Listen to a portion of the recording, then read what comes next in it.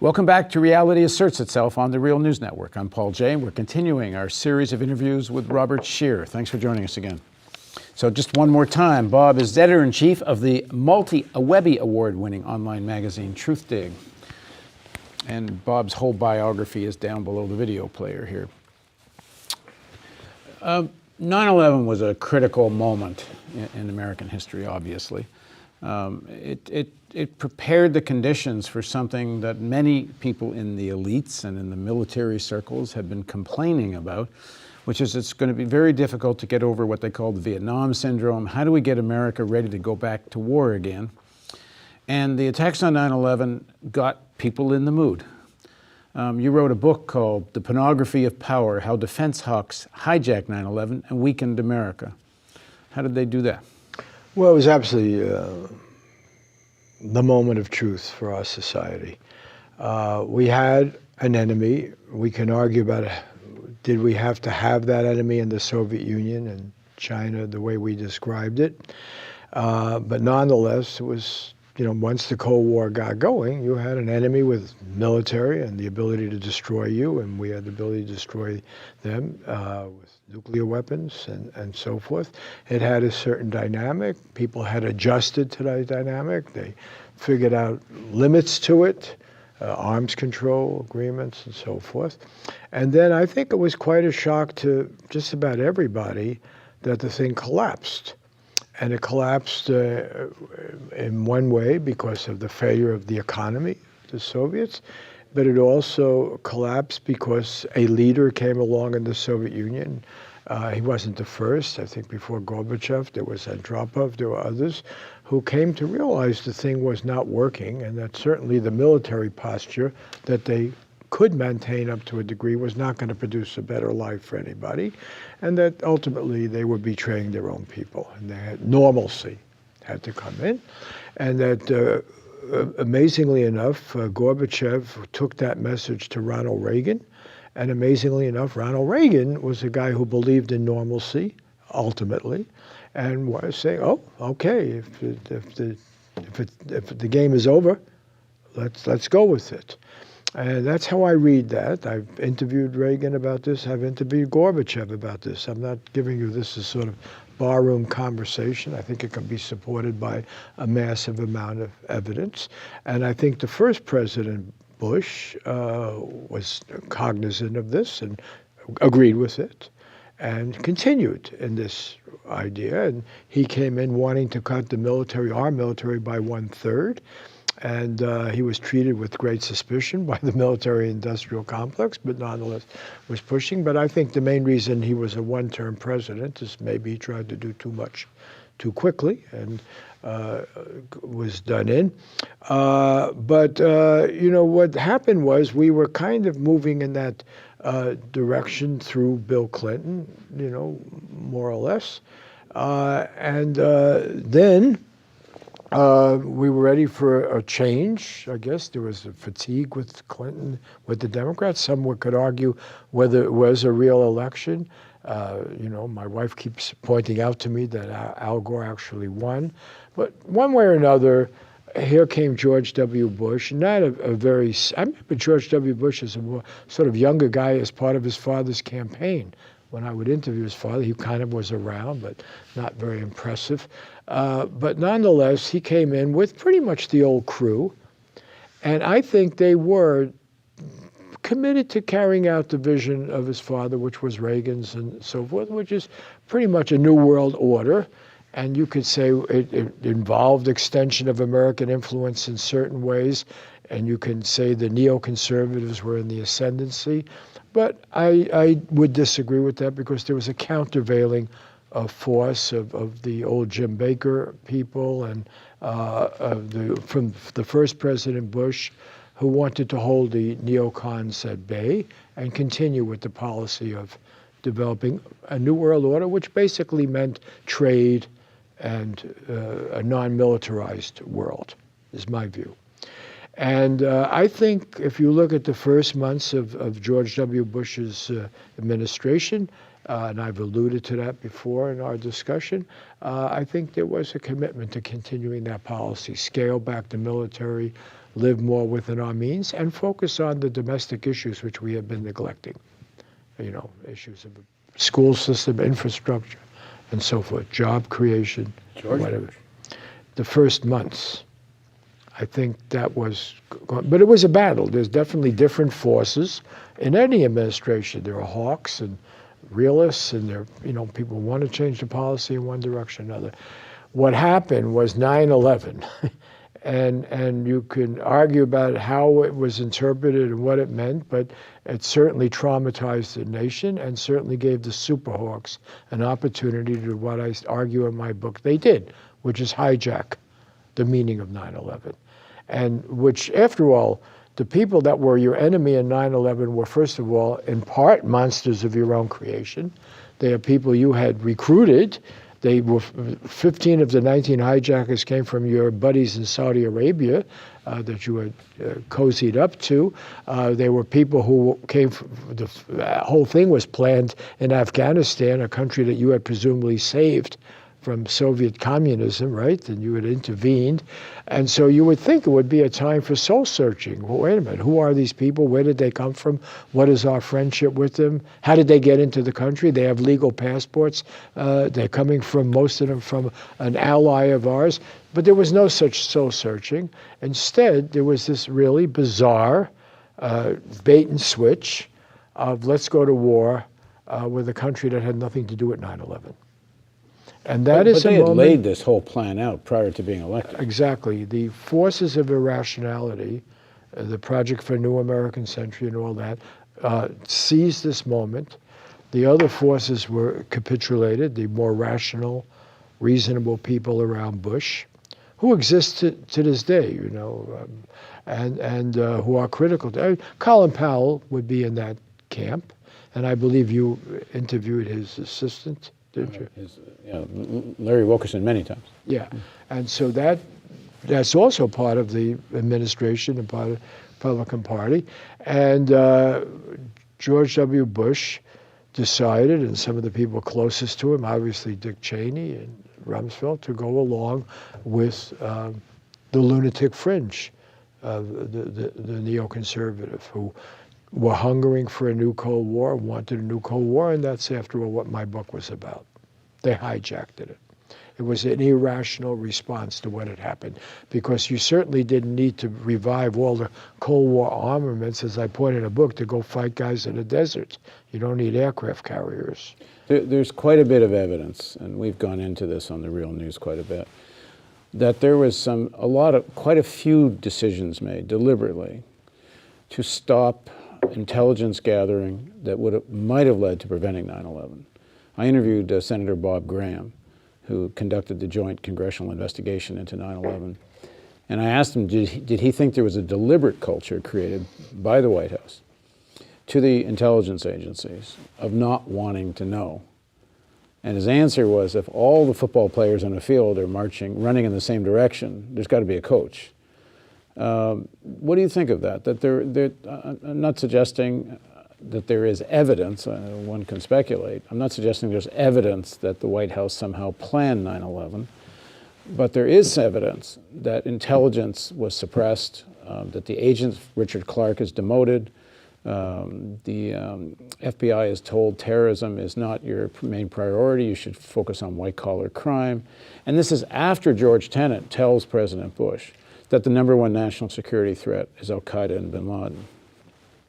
Yeah, and it is also the matter of actually giving some support to the Taliban over drug trafficking control and suppression of the role of the Saudis, you know, the 28 pages that are redacted from that congressional document.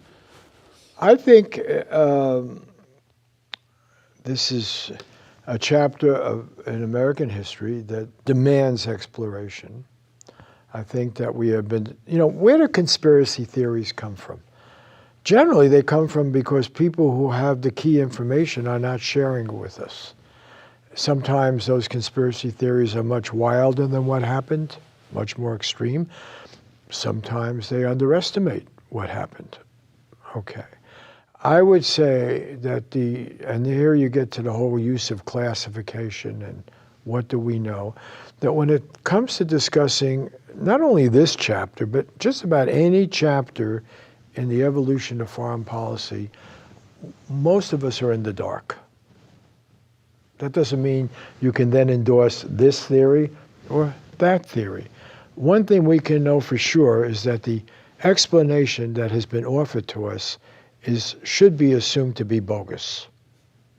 Okay? That doesn't mean you have the alternative explanation. But I would say the one that I lean to is that there certainly was a beginning with the flirtation with Muslim fanatics, recruiting them, bringing them to Afghanistan. There was a serious underestimation of what that meant. That these people were for real, that they would have agendas, that they would act on those agendas.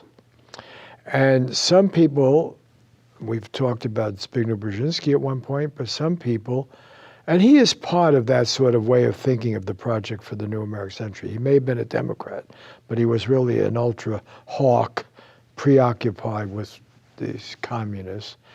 And I think that there has been a factor in a force in our government that welcomed threats. And that then is very quick to do threat inflation. After all, we are at the mercy of people who benefit from waging war or at least preparing war to do most of the evaluation about the enemy, right? We get this from people who are in the military-industrial complex. That's what that whole book, The Pornography of Power, is you're talking about. The reason they could hijack it is because you have a revolving door between them and the Defense Department. And the very people who are going to benefit from these contracts are trying to sell these military contracts and so forth are on both sides of the revolving door. And so they have a stake in inflating a view of the enemy. There's no question about it. And so, but the enemy shifts. Is it the revival? It's interesting. Before 9/11, they were trying to build up the idea China was going to be a big military enemy, right? Right. That was, yeah. After I did this interview with Bob Graham, we went down to his office in Florida. He's retired now. Yeah. What he said, I thought, was news. Whether you agree with it, don't agree with it, even if you think it's nutty. Bob Graham, when asked, was there a deliberate culture of not wanting to know? And this is in the context of an interview where we talk about different examples of the suppression of evidence, the various intelligence agencies being told not to follow up, anywhere from Colleen Rowley's thing in Minneapolis. They can't get a warrant for the computer of this guy that wants to learn how to take off and not land, but there's many examples like that. Graham himself says that the immigration regulations were relaxed for Saudis entering the country. Several of the people on the planes under normal regulatory environment never would have been given visas. It goes on and on.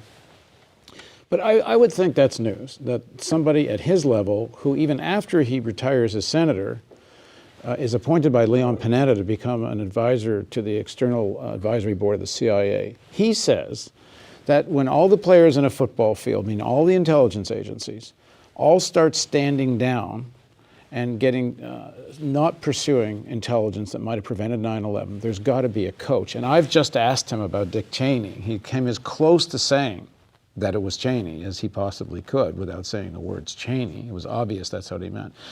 So I get back, we send a press release and notice out to every news organization in the United States of any kind of size, mainstream news primarily. And I even phoned an editor from one of the news chains who I know personally. I said, this is a real guy, Graham, right? Yeah, oh yeah, very serious. He's an insider, yes. No total credible, yes. Not a single news organization even phoned back to find out what the heck had he said and might want to pursue it. Why does the mainstream media seem so terrified to pursue all this? Well, there's a number of reasons. One is they've always been terrified in national security questions if they think they're out of joint with the conventional wisdom, if they will have their own patriotism challenged. This is not something new. Whether it's the Gulf of Tonkin attack that never happened, or you can go right down the list. So how the Bay of Pigs was covered. I mean, the mass media never played the role of due diligence. Never. Go back to Second World War. You have to throw in another factor, that the conventional news organizations were in a weakened economic position by this point. They're worried if they go out on a limb, whether it was opposing the Iraq War, by opposing I mean showing the contradictions, they might never get their readers or viewers back. That they no longer had the authority of a monopoly market, or you can print money and okay, we'll be Walter Cronkite and quite late in the Vietnam War, but we'll still challenge it. CBS will not go out of business. Okay, now you had a feeling if the New York Times challenges the move to the Iraq War too aggressively, you could maybe lose your business. And you don't have that, and they have it to this day. We're at it, okay. Secondly, the hysteria that was stoked around 9/11 was clearly designed to justify invasion, certainly of Afghanistan, but most irrationally of Iraq. Conventional military invasion. It was clearly geared up to it. Now, that could have been stopped. This goes to your question of too good to check.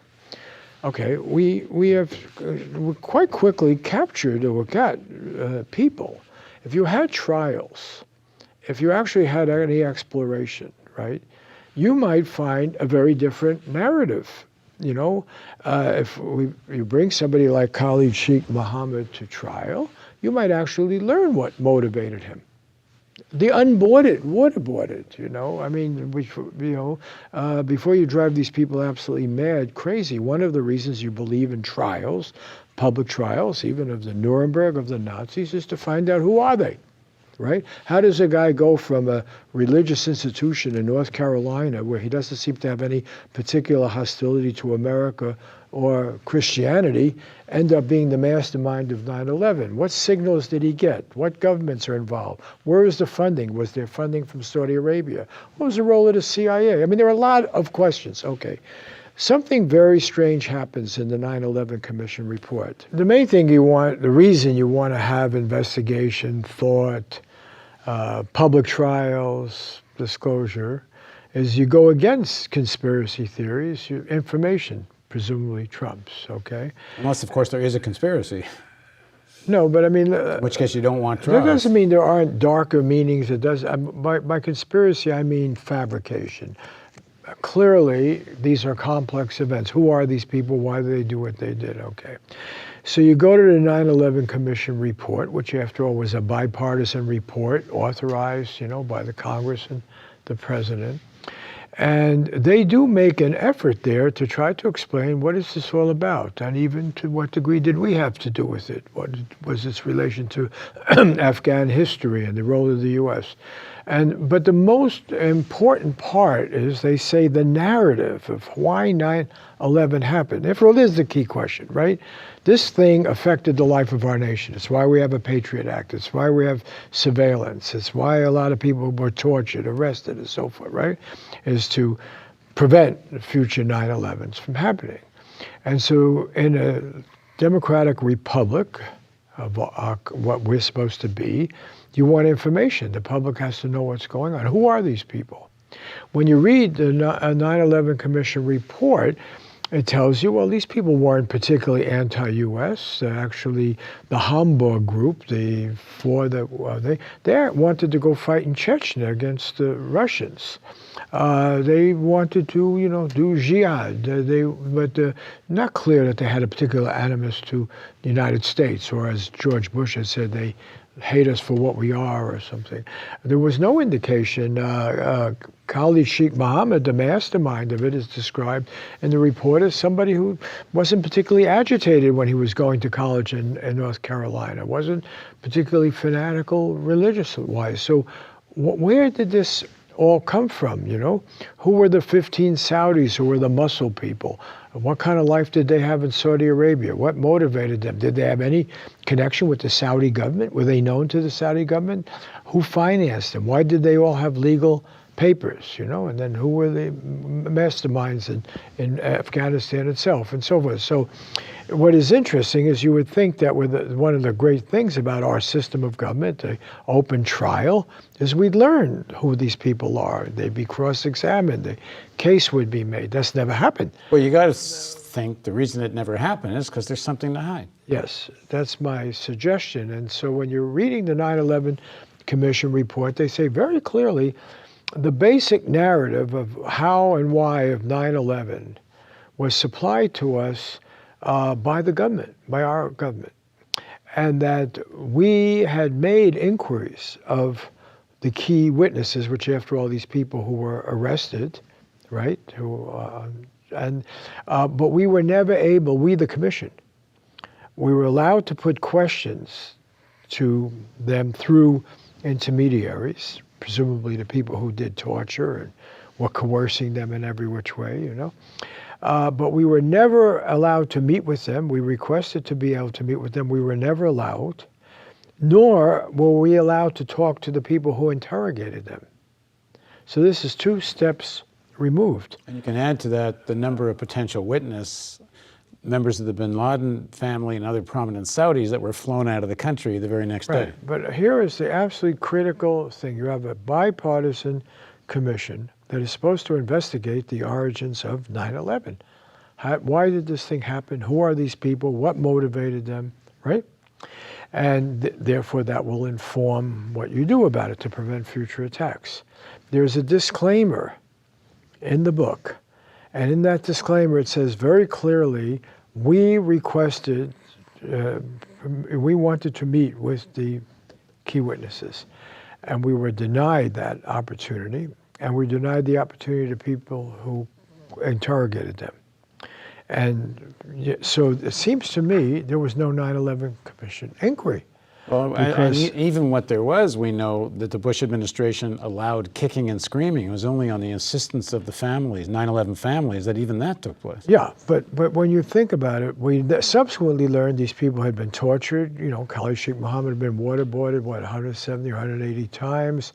So what was the value of their testimony? And so going to your point, was there something to hide? What is it that these people might have said that we weren't allowed to hear? To my mind, that's the most egregious part of the whole way this was handled. So whatever one believes happened or didn't happen, there's a need for a real inquiry. Yeah, but also, the question is, how did the U.S. become a target? If many of these people went to Afghanistan because the U.S. asked them to or encouraged them to, right? That was the original freedom fighters. Ronald Reagan celebrated these Afghan freedom fighters that included many people coming from Saudi Arabia and elsewhere, celebrated them, gave them sophisticated weaponry and so forth. How did these people turn against us? Was it Israel policy, or was it some opposition to the Saudi government? So we don't have the basic information to explain where did this terrorism come from. Therefore, how do you prevent it from popping up elsewhere? What fuels it? Well, there seems to be, in terms of an inquiry, the Bush administration didn't want any kind of inquiry. Key witnesses were allowed to leave the country. The 9/11 inquiry, as you say, has an addendum there saying we didn't get to directly many witnesses we wanted to interrogate, we couldn't. You have Bob Graham's commission, 28 pages that point directly to the Saudi, according to him, the Saudi government, are redacted. And there's been a lot of effort made to make sure that we actually don't know what happened. Right, so we were sold a bill of goods. Yeah. We were told what the administration, and it's the people doing the interrogation, the commission couldn't even talk to the interrogators, so they only have this third. In other words, this stuff was passed up the chain of command, and then someone like Dick Cheney tells us what they're supposed to have said. Go back to the media again. The mainstream media has more or less just accepted the conclusions of the 9/11 Commission, almost no critique. And everyone moves on, like, okay, that's that story, even though it's riddled with holes. It's appalling that they did not deal with the disclaimer. I mean, that would just be solid reporting. You know, here's the commission says this whole narrative was basically handed to us by the U.S. government. Then why do you need a commission? If at the end of the day, they're going to take the handout from the government, you're not going to raise any tough questions about what they did, didn't do, what they knew. It's astounding. And given the importance of this event to what happened to the quality of our life, to our freedom and so forth, it's incredibly irresponsible. You know, here's an example where the wisdom of our founders in protecting our individual freedom is warranted. We have the right to free speech, free assembly. We should be able to ask what happened on 9/11. Who are they protecting? All right, we'll have one more segment with Bob on Reality Asserts Itself on the Real News Network.